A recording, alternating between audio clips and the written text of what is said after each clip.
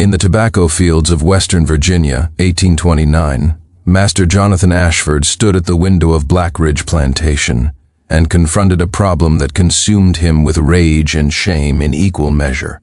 His only child, his daughter Victoria, had turned 23 years old and remained unmarried. Not because suitable men had not proposed, they had 6 times in the past 4 years, but because Victoria's weight made her unmarriageable by the standards of Virginia society. At nearly 300 pounds, she was considered grotesque, an embarrassment that reflected poorly on the Ashford family name. What Jonathan decided to do about his daughter's unmarried state would transform Blackridge into the site of systematic sexual violence, so calculated and cruel that neighboring planters, men who thought nothing of whipping slaves to death, would quietly distance themselves from the Ashford family. This is the story of how a father weaponized slavery's absolute power to punish his daughter for failing to meet his standards of acceptable womanhood. Jonathan Ashford had inherited Blackridge from his father in 1815, along with 120 enslaved people and a philosophy that treated human beings as livestock to be managed for maximum productivity. He had married Margaret Harrison in 1805, a woman from Richmond society who brought substantial dowry and impeccable breeding. Their only child, Victoria, was born in 1806 after Margaret suffered 3 miscarriages. When Margaret died in childbirth attempting to give Jonathan a son in 1814, Victoria became his sole heir and the focus of all his dynastic ambitions. Jonathan raised Victoria with the expectation that she would make a brilliant marriage to a wealthy planter or politician, combining Ashford property with another prominent family's holdings and advancing his social position. He invested heavily in her education, hiring tutors who taught her music, French, literature, and the refined accomplishments expected of elite Southern women. Victoria was intelligent and accomplished, possessing wit and learning that surpassed most men of her class. But she also possessed a body that society deemed unacceptable. Victoria's weight had begun increasing dramatically after her mother's death when she was 8 years old. Food became comfort and rebellion simultaneously, a way of filling the void her mother's absence created, and a way of taking up space in a world that wanted her to be smaller, quieter, more manageable. By her 16th birthday, Victoria weighed over 200 pounds. By 20, she approached 300. Her size became the defining fact of her existence, the thing that overshadowed her intelligence, her accomplishments, her personality. Suitors who had been interested in the Ashford fortune and property withdrew their proposals after meeting Victoria. Some did so politely, citing other commitments. Others were brutally direct, telling Jonathan that they could not marry a woman whose appearance would embarrass them in society. By 1829, Jonathan had accepted that Victoria would never marry, at least not to anyone whose status would enhance the Ashford name. This realization filled him with fury that he directed entirely at Victoria, as if her body was deliberate rebellion rather than complex result of grief, genetics, and the limited understanding of nutrition in the 1820s. In Jonathan's mind, Victoria's unmarriageable state was pure selfishness, gluttony, and willful destruction of his dynastic plans. He began treating her with open contempt, making her eat meals alone while he entertained guests, excluding her from social events, criticizing her appearance constantly. But psychological cruelty was not enough for Jonathan. He wanted Victoria to understand fully what her body had cost her, what she had thrown away through her lack of discipline, and he wanted to punish her in ways that would demonstrate his absolute power over her life.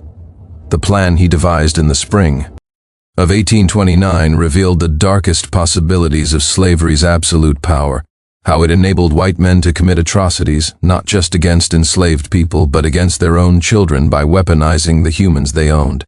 Jonathan summoned Victoria to his study one evening in April 1829 and presented his plan with the same cold calculation he used when planning crop rotations. "You have rejected every suitable marriage proposal through your failure to control your appetite," he began without preamble. You have made yourself unmarriageable to any man of quality. Therefore you will experience what you have chosen, the life of a woman no respectable man wants. You will be bred like the livestock you have made yourself resemble. Victoria, who had endured years of her father's verbal abuse, did not immediately comprehend what he was proposing. When understanding came, it arrived with horror that made her physically ill. Jonathan's plan was simple and monstrous. Victoria would be forced to have sexual encounters with every adult male slave on Blackridge Plantation, 53 men ranging in age from 18 to 55. These encounters would occur in sequence, documented and supervised, until Victoria had been with every man. If she became pregnant, which Jonathan assumed would happen given the number of men involved, the child would be born a slave regardless of its appearance because the law of partus sequitur ventrum meant that children inherited their mother's legal status. And Victoria's child, born to a white woman, would still be technically free.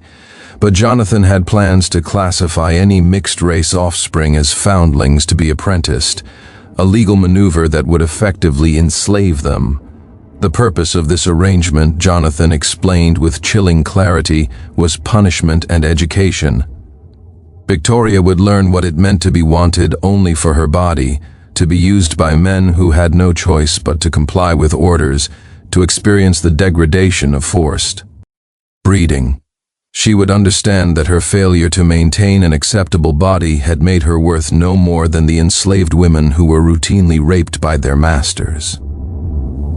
And she would bear the physical and psychological scars of this lesson for the rest of her life. You have made yourself unmarriageable to quality men, Jonathan told her, so you will experience the only kind of men your appearance makes you suitable for, slaves who have no choice but to comply with their master's orders. Perhaps after you have been thoroughly debased, you will understand what your lack of discipline has cost you. Victoria understood immediately that she had no escape. As an unmarried woman in 1829 Virginia, she had no legal rights, no property, no ability to refuse her father's commands. Running away would accomplish nothing because any respectable family would return her to her father's custody. And Jonathan controlled all her financial resources. Appealing to other male relatives was useless, because they would likely support Jonathan's absolute authority as head of household. So Victoria faced a choice between submission or violent enforcement, and she knew her father was capable of having her physically restrained if she refused. The enslaved men who would be forced to participate in Jonathan's scheme learned of their role through direct orders that stripped away any pretense that they had agency in what was about to happen. Jonathan gathered the 53 adult male slaves in the plantation yard and explained the situation with brutal frankness. My daughter has failed to attract a suitable husband. As punishment and education, she will have relations with each of you in turn, on schedule I will establish. You will comply with these orders. Any man who refuses will be sold south to the sugar plantations. Any man who shows reluctance or fails to perform will face the whip. You exist to serve my purposes, and this is the purpose I have determined for you. The psychological impact of this order on the enslaved men was complex and devastating. They were being commanded to participate in the rape of their master's daughter, an act that violated every social boundary the slave system was supposedly built to maintain. They were being used as weapons in their master's psychological torture of his own child, their bodies instrumentalized for white family cruelty rather than agricultural productivity. Some of the men had wives and families among Blackridge's enslaved community, relationships they had built within slavery's confines. Now they were being ordered to violate another woman while their wives watched. The racial dynamics were inverted from typical plantation rape, where white men assaulted enslaved women. Here, enslaved men were being forced to assault a white woman, but this inversion did not make the situation less horrifying. It simply demonstrated how completely slavery corrupted all human relationships within its reach. The encounters began in May 1829 in a cabin that Jonathan had prepared specifically for this purpose, isolated from both the main house and the slave quarters. Victoria was brought to this cabin 3 times per week, and each time one of the enslaved men was ordered to meet her there.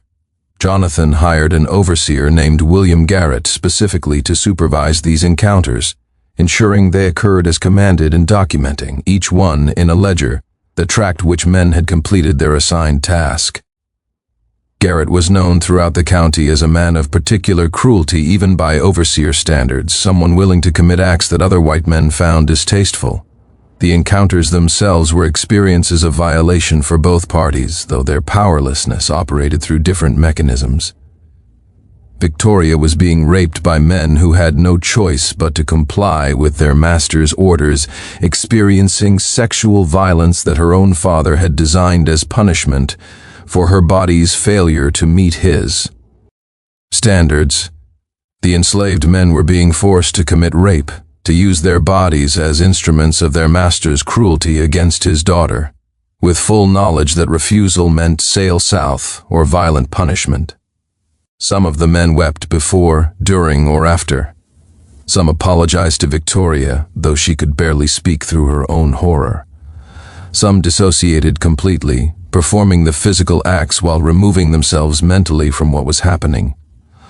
All understood they were trapped in an impossible situation where every option was violation, where they were simultaneously victims and perpetrators, where the only thing certain was that Jonathan Ashford's cruelty knew no bounds.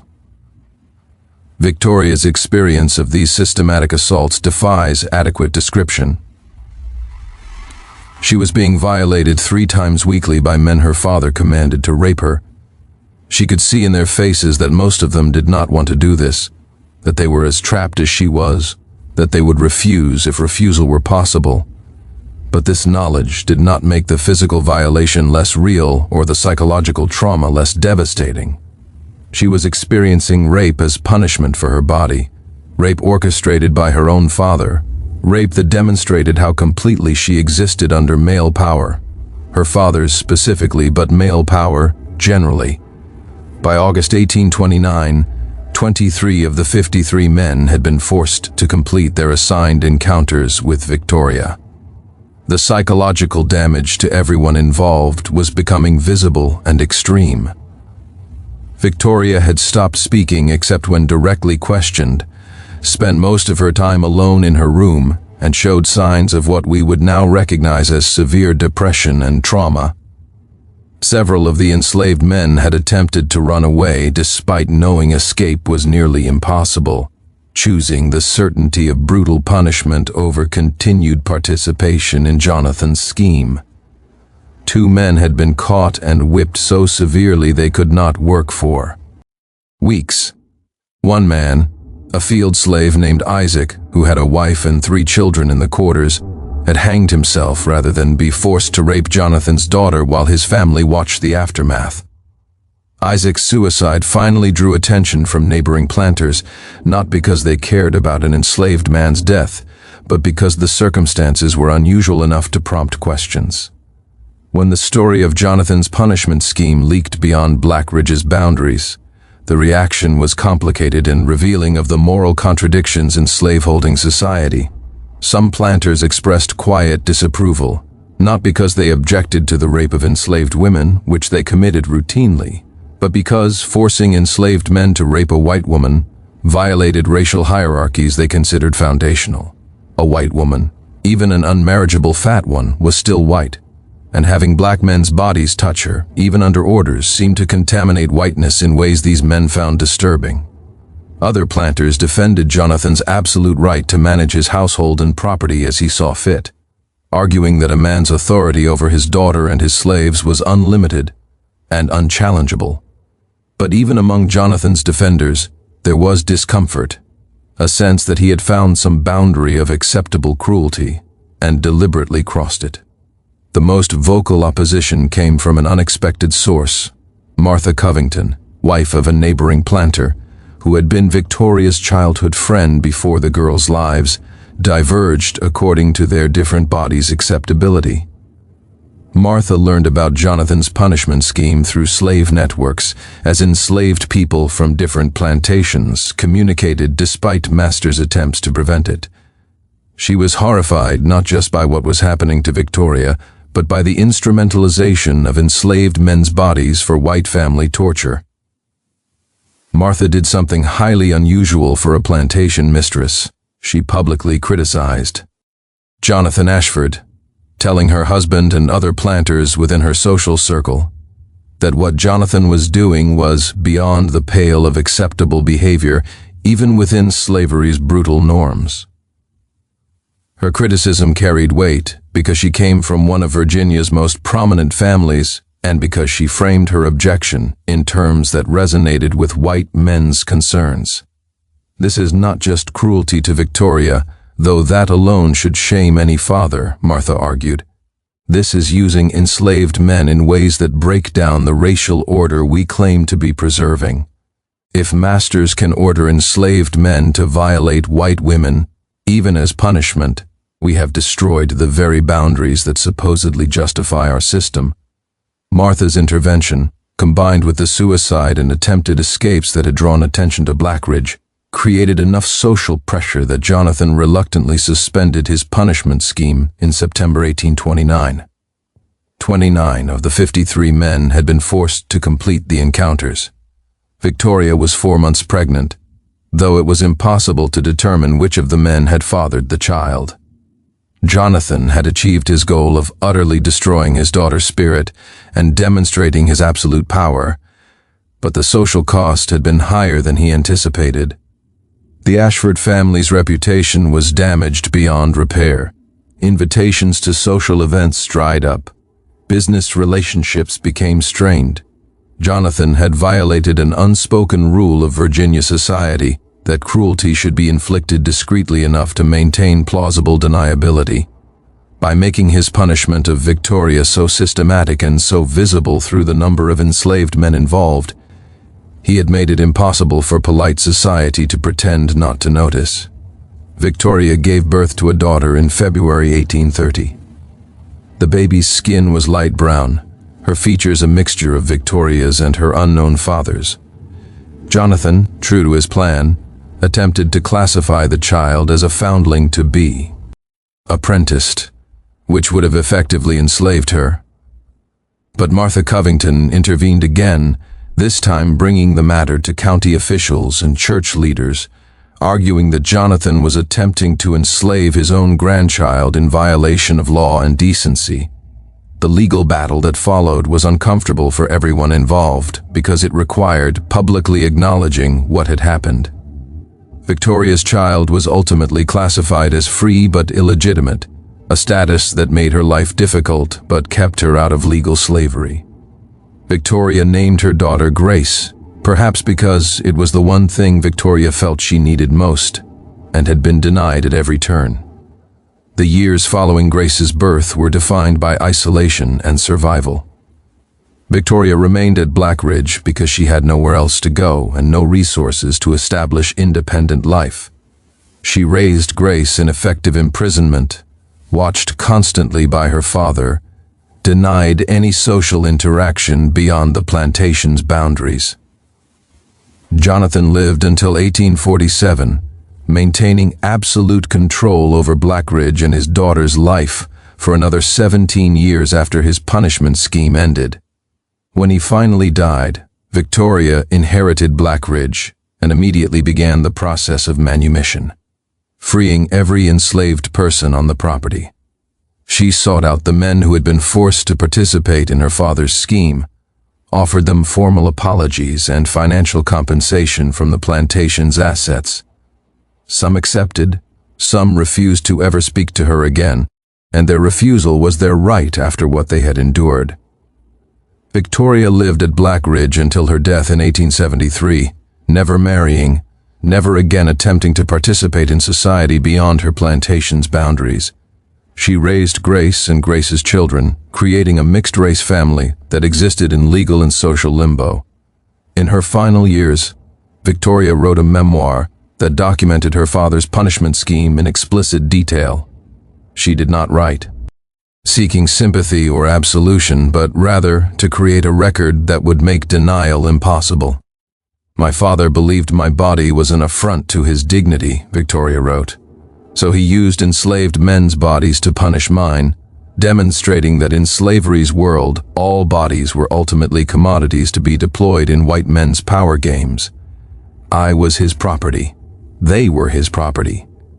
He used us all to satisfy his rage at a daughter who had failed to be profitable marriage commodity.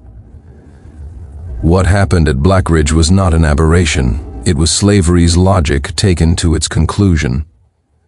Victoria's memoir was discovered in 1921 by her great-granddaughter, a woman named Sarah Grace, who had been researching family history. Sarah Grace donated the memoir to the Virginia Historical Society with a note that read, "This document is evidence of what slavery enabled, how absolute power corrupts absolutely, how white supremacy and patriarchy reinforced each other, to create conditions where fathers could torture daughters and enslave their own grandchildren while society looked away, as long as the cruelty remained somewhat discreet." My great-grandmother wanted this known. She wanted the men who were forced to assault her remembered as victims, not perpetrators. She wanted her daughter Grace's mixed heritage acknowledged rather than hidden. And she wanted anyone reading this to understand that the bodies women inhabit, whether fat or thin, white or black, free or enslaved, have always been battlegrounds where power is contested and demonstrated. Modern historians studying Blackridge struggle with the question of how to categorize what happened there. It was clearly sexual violence, but it operated in multiple directions simultaneously. Victoria was raped systematically by her father's command. The enslaved men were forced to commit rape under threat of sale or death. Grace was born into a world that offered her no good options, freed from slavery but bearing the stigma of mixed race in a society obsessed with racial purity. Jonathan Ashford was the clear architect and perpetrator, but his cruelty was enabled by legal structures that granted fathers absolute authority over daughters and masters absolute authority over slaves, creating conditions where no checks existed on his power. The neighboring planters who quietly disapproved but took no action were complicit in their silence. Martha Covington, who intervened, demonstrated that resistance was possible but rare, requiring social capital most people were unwilling to spend on behalf of fat daughters and enslaved men. DNA analysis conducted in 2007 identified descendants of the Blackridge encounters living throughout Virginia and beyond, connected through genetic markers to the 29 men who had been forced to participate. These descendants carry complex heritage, bearing both the genetic legacy of the encounters and the historical knowledge of how those encounters occurred. Some descendants have chosen to connect with each other, forming a community bound by shared history rather than chosen family ties. Others have rejected any connection to Blackridge, unwilling to claim identity derived from systematic rape. Both choices are valid because there is no good way to inherit this particular history. In 2015, descendants of both Victoria and the enslaved men of Blackridge gathered at the plantation site, now partially preserved as historical property. They erected a memorial that attempts to acknowledge all dimensions of what happened there. The memorial reads, "Here at Blackridge Plantation, 1829, Master Jonathan Ashford forced his daughter Victoria to have sexual encounters with 29 enslaved men as punishment for her failure to attract a suitable husband. This systematic violence was enabled by slavery's absolute power and patriarchy's control of women's bodies. We honor Victoria Ashford, who survived her father's cruelty and spent her life trying to make amends. We honor the 29 men, particularly Isaac, who chose death over continued participation, who were used as weapons in their master's torture of his daughter. We honor Grace, born from violence but raised with love, who navigated an impossible social position. We remember so such systems can never be reconstructed. The story of Blackridge Plantation reveals that slavery's cruelty could be directed in any direction its wielders chose. White women could be victimized by the same system that granted them privileges over enslaved people. Enslaved men could be forced to commit violence against white women, demonstrating that racial hierarchies were tools that white men could deploy however suited their purposes. Children could be born into legal limbo, freed from slavery, but not from the stigma of how they were conceived. What remains certain is that Jonathan Ashford's attempt to punish his daughter for her body created suffering that radiated outward through multiple lives and generations. Victoria spent decades trying to atone for her father's crimes, though she bore no moral culpability for what he forced upon her and the men he enslaved. The 29 men carried psychological scars from being used as instruments of rape while having no power to refuse.